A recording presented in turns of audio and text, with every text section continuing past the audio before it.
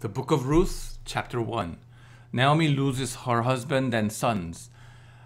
In the days when the judges ruled, there were a famine in the land. So a man from Bethlehem in Judah, together with his wife and 2 sons, went to live for a while in the country of Moab.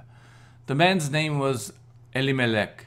His wife's name was Naomi, and the names of his 2 sons were Mahlon and Chilion. They were Ephraimites from Bethlehem, Judah, and they went to Moab and lived there. Now Elimelech, Naomi's husband, died, and she was left with her 2 sons. They married Moabite women, one named Oprah and the other Ruth. After they had lived there about 10 years, both Mahlon and Chilion also died, and Naomi was left without her 2 sons and her husband. Naomi and Ruth returned to Bethlehem. When Naomi heard in Moab that the Lord had come to the aid of his people by providing food for them, she and her daughters-in-law prepared to return home from there. With her 2 daughters-in-law, she left the place where she had been living and set out on the road that would take them back to the land of Judah. Then Naomi said to her 2 daughters-in-law, "Go back, each of you, to your mother's home. May the Lord show you kindness as you have shown kindness to your dead husband and to me. May the Lord grant that each of you will find rest in the home of another husband." Then she kissed them goodbye, and they wept aloud and said to her, "We will go back with you, to your people." But Naomi said, "Return home, my daughters. Why would you come with me? Am I going to have any more sons who could become your husbands? Return home, my daughters. I am too old to have another husband. Even if I thought there was still hope for me, even if I had a husband tonight and then gave birth to sons, would you wait until they grew up? Would you remain unmarried for them? No, my daughters, it is more bitter for me than for you, because the Lord's hand has turned against me." At this, they wept aloud again. Then Oprah kissed her mother-in-law goodbye, but Ruth clung to her. "Look," said Naomi, "your sister-in-law is going back to her people and her gods. Go back with her." But Ruth replied, "Don't urge me to leave you or to turn back from you. Where you go, I will go, and where you stay, I will stay. Your people will be my people, and your God my God. Where you die, I will die, and there I will be buried. May the Lord deal with me, be it ever so severely, if even death separates you and me." When Naomi realized that Ruth was determined to go with her, she stopped urging her. So the 2 men went on until they came to Bethlehem. When they arrived in Bethlehem, the whole town was stirred because of them, and the women exclaimed, "Can this be Naomi?" "Don't call me Naomi," she told them. "Call me Mara, because the Almighty has made my life very bitter. I went away full, but the Lord has brought me back empty. Why call me Naomi? The Lord has afflicted me. The Almighty has brought misfortune upon me." So Naomi returned from Moab, accompanied by Ruth the Moabite, her daughter-in-law, arriving in Bethlehem as the barley harvest was beginning. Chapter 2. Ruth meets Boaz in the grain field. Now Naomi had a relative on her husband's side, a man of standing from the clan of Elimelech, whose name was Boaz. And Ruth the Moabite said to Naomi, "Let me go to the fields and pick up the leftover grains behind anyone in whose eyes I find favor." Naomi said to her, "Go ahead, my daughter." So she went out, entered a field, and began to glean behind the harvesters. As it turned out, she was working in a field belonging to Boaz, who was from the clan of Elimelech. Just then Boaz arrived from Bethlehem and greeted the harvesters. "The Lord be with you. The Lord bless you," they answered. Boaz asked the overseers of his harvesters, "Who does that young woman belong to?" The overseer replied, "She is the Moabite who came back from Moab with Naomi." She said, "Please let me glean and gather among the sheaves behind the harvesters." She came into the field and has remained here from morning till now, except for a short rest in the shelter. So Boaz said to Ruth, "My daughter, listen to me. Don't go and glean in another field, and don't go away from here. Stay here with the women who work for me. Watch the field where the men are harvesting and follow along after the women. I have told the men not to lay a hand on you. And whenever you are thirsty, go and get a drink from the water jars the men have filled." At this, she bowed down with her face to the ground. She asked him, "Why have I found such favor in your eyes that you notice me, a foreigner?" Boaz replied, "I've been told all about what you have done for your mother-in-law since the death of your husband, how you left your father and mother and your homeland and came to live with a people you did not know before. May the Lord repay you for what you have done. May you be richly rewarded by the Lord, the God of Israel, under whose wings you have come to take refuge. May I continue to find favor in your eyes, my Lord," she said. "You have put me at ease by speaking kindly to your servant, though I do not have the standing of one of your servants."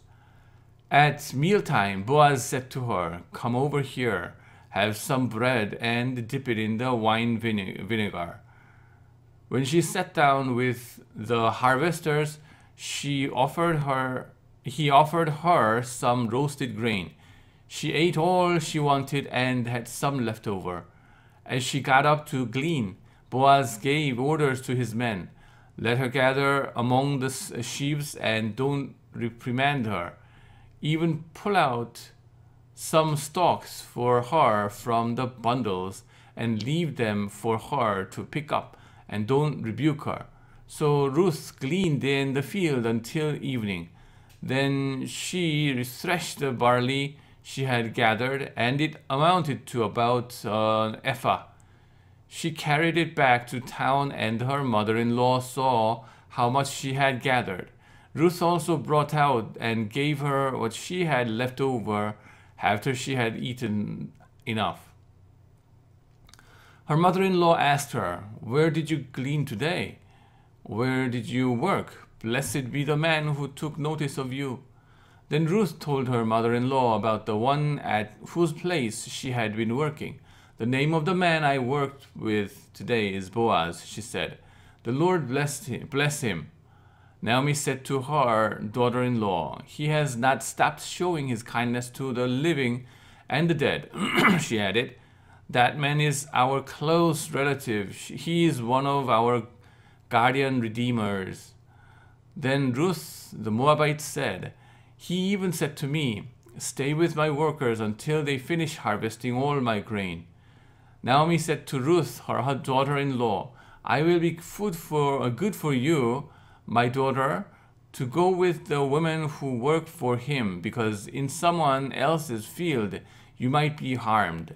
So Ruth stayed close to the women of Boaz to glean until the barley and the wheat harvests were finished, and she lived with her mother-in-law. Chapter 3. Ruth and Boaz at the threshing floor. One day, Ruth's mother-in-law Naomi said to her, "My daughter, I must find a home for you, where you will be well provided for. Now Boaz, with whose women you have worked, is a relative of ours. Tonight he will be winnowing barley on perfume, and get dressed in your best clothes. Then go down to the threshing floor, but don't let him know you are there until he has finished eating and drinking. When he lies down, note the place where he is lying. Then go and uncover his feet and lie down. He will tell you what to do. I will do whatever you say, Ruth answered. So she did everything her mother-in-law told her to do. When Boaz had finished eating and drinking and was in good spirit, he went over to lie down at the far end of the grain pile. Ruth approached quietly, uncovered his feet, and lay down. In the middle of the night, something startled the man. He turned, and there was a woman lying at his feet. "Who are you?" he asked. "I am your servant Ruth," she said. "Spread the corner of your garment over me, since you are a guardian redeemer of our family." "The Lord blessed you. Lord bless you, my daughter," he replied. "This kindness is greater than that which you showed earlier. You have not run after the younger men, whether rich or poor. And now, my daughter, don't be afraid. I will do for you all you ask. All the people of my town know that you are a woman of noble character. Although it is true that I am a guardian redeemer of our family, there is another who is more closely related than I. Stay here for the night, and in the morning, if he wants to do his duty as your guardian redeemer, good, let him redeem you. But if he is not willing, as surely as the Lord lives, I will do it. Lie here until morning." She lay at his feet until morning, but got up before anyone could be recognized. And he said, "No one must know that a woman came to the threshing floor." He also said, "Bring me the shawl you are wearing and hold it out." When she did so, he poured into it 6 measures of barley and placed the bundle on her. Then he went back to town. When Ruth came to her mother-in-law, Naomi asked, "How did it go, my daughter?"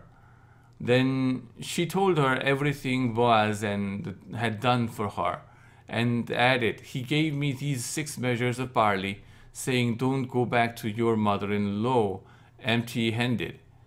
Then Naomi said, "Wait, my daughter, until you find out what happens, for the men will not rest until the matter is settled today." Boaz marries Ruth. Meanwhile, Boaz went up to the town gate and sat down there just as the guardian redeemer he had mentioned came along. Boaz said, "Come over here, my friend, and sit down." So he went over and sat down. Boaz took 10 of the elders of the town and said, "Sit here," and they did it so. Then he said to the guardian redeemer, "Naomi, who has come back from Moab, is selling the piece of land that belonged to our relative Elimelech. I thought I should bring the matter to your attention and suggest that you buy it in the presence of these seated here and in the presence of the elders of my people. If you will redeem it, do so. But if you will not, tell me, so I will know. For no one has the right to do it except you, and I am next in line." "I will redeem it," he said. Then Boaz said, "On the day you buy the land from Naomi, you also acquire Ruth the Moabite, the dead man's widow, in order to maintain the name of the dead with his property." At this, the guardian redeemer said, "Then I cannot redeem it because I might endanger my own estate. You redeem it yourself. I cannot do it."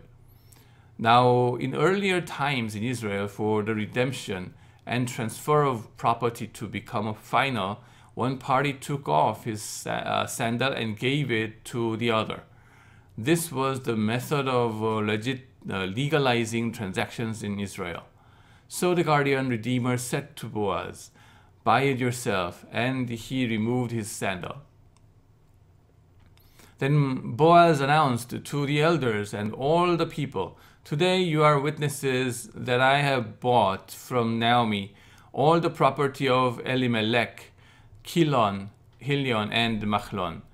I have also acquired Ruth, the Moabite, Machlon's widow, as my wife, in order to maintain the name of the dead with his property, so that his name will not disappear from among his family or from his hometown. Today you are witnesses." Then the elders and all the people at the gate said, "We are witnesses. May the Lord make the woman who is coming into your home like Rachel and Leah, who together built up the family of Israel. May you have standing in Ephrathah and be famous in Bethlehem. Through the offspring the Lord gives you by this young woman, may your family be like that of Perez, whom Tamar bore to Judah." Naomi gained a son. So Boaz took Ruth, and she became his wife. When he made love to her, the Lord enabled her to conceive, and she gave birth to a son. The woman said to Naomi, "Praise be to the Lord, who this day has not left you without a guardian redeemer.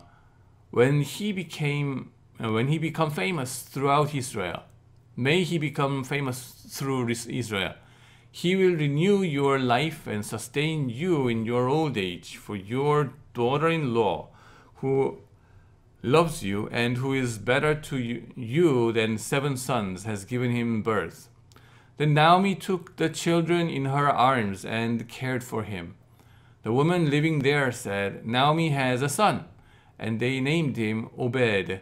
He was the father of Jesse, the father of David. The genealogy of David. This, then, is the family line of Perez. Perez was the father of Hezron, Hezron the father of Ram, Ram the father of Aminadab, Aminadab the father of Nachshon, Nachshon the father of Salmon, Salmon the father of Boaz, Boaz the father of Obed, Obed the father of Jesse, and Jesse the father of David. Amen.